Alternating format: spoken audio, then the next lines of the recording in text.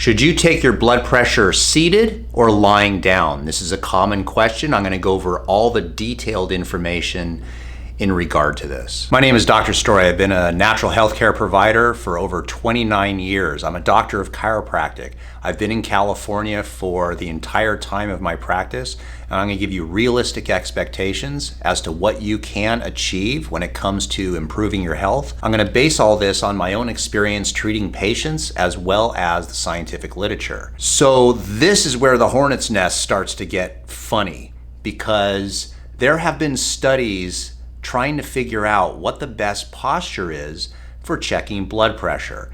And I'm not going to waste your time. I'm going to summarize it right here. You should check your blood pressure in a seated posture.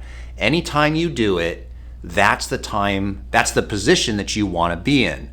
Now, there are some exceptions, which we're going to cover in just a moment. Hang tight with me, but you're going to find this very fascinating.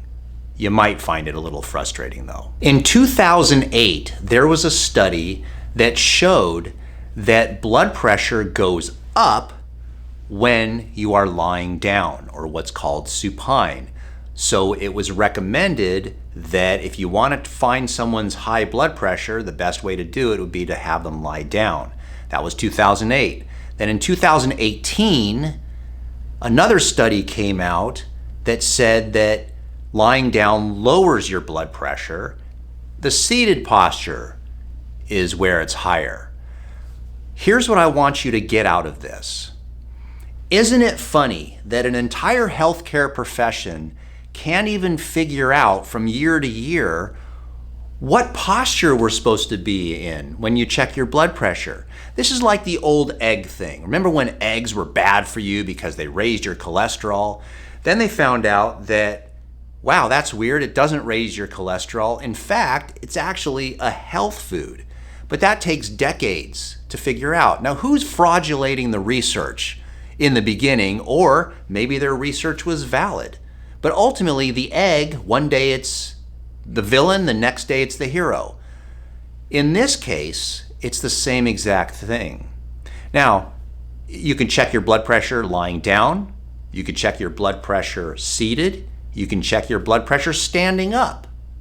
And I'm going to make the argument that you should do it seated. But here's what's fascinating. You could check your blood pressure lying down and see what it does, because here's what one study found. And I'll put all these links down below in the description.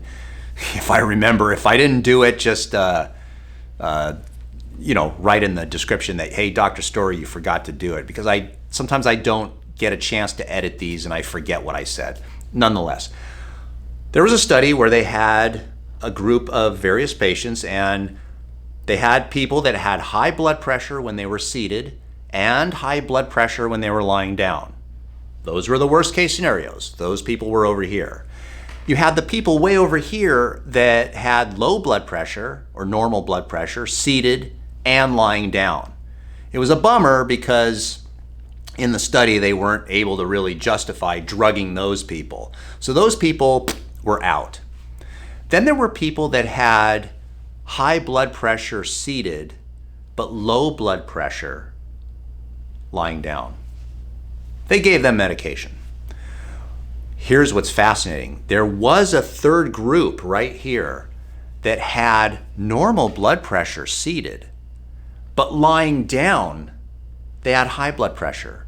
And what they found, they gave them drugs, by the way, but what they found was that the people that had high blood pressure lying down had just as much of a risk as the people that had high blood pressure lying down and high blood pressure seated.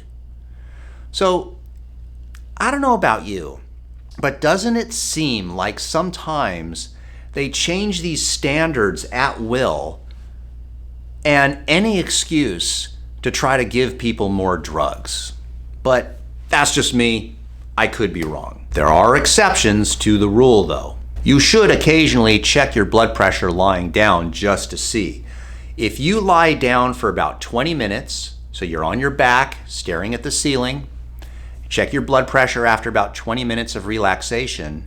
If your blood pressure is higher lying down than it is seated, you might have a condition called sleep apnea. The fancy word for this condition where blood pressure is higher lying down than seated is called supine hypertension. Wow, that's a fancy word. Leave it up to the healthcare providers to come up with fancy words that say the obvious. Supine hypertension simply means you have high blood pressure when you're lying down. That's what it translates to. But it may be a clue that you have sleep apnea, so you may want to get that checked out. On the opposite side of the spectrum, you could check your blood pressure lying down, then seated, then standing up. And if your blood pressure goes low when you're standing up, you may be suffering from something called orthostatic hypotension. Again, with the fancy words for healthcare, orthostatic hypotension just means your blood pressure drops when you stand up and you change positions too quickly. Very often, people like this might get dizzy, they feel faint, they have a risk of falling. Especially if you're older, if your blood pressure drops when you stand up, that's a clue that you need to start being really careful about your blood pressure, and you also need to make sure and find out why it's occurring. There could be a number of things that could be causing it. For a lot of people, mineral deficiencies are the ultimate underlying reason why they're having these discrepancies in their blood pressure.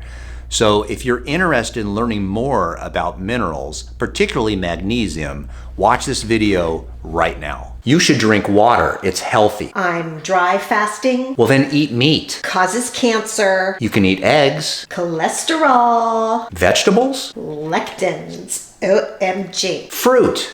Sugar. Food. I'm fasting. Magnesium. Okay, you got me. We can all agree magnesium is great for you. Don't you get sick of the confusion when it comes to diet? Well, I sure do. And magnesium is one of those things that almost everybody can agree upon, except for one thing.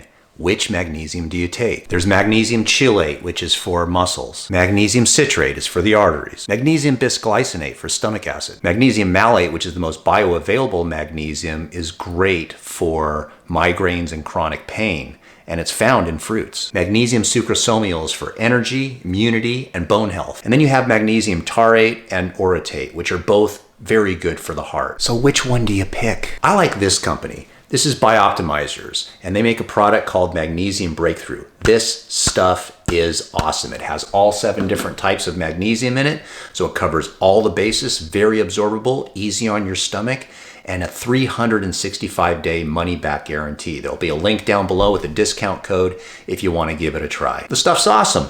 No controversy. Seed oils.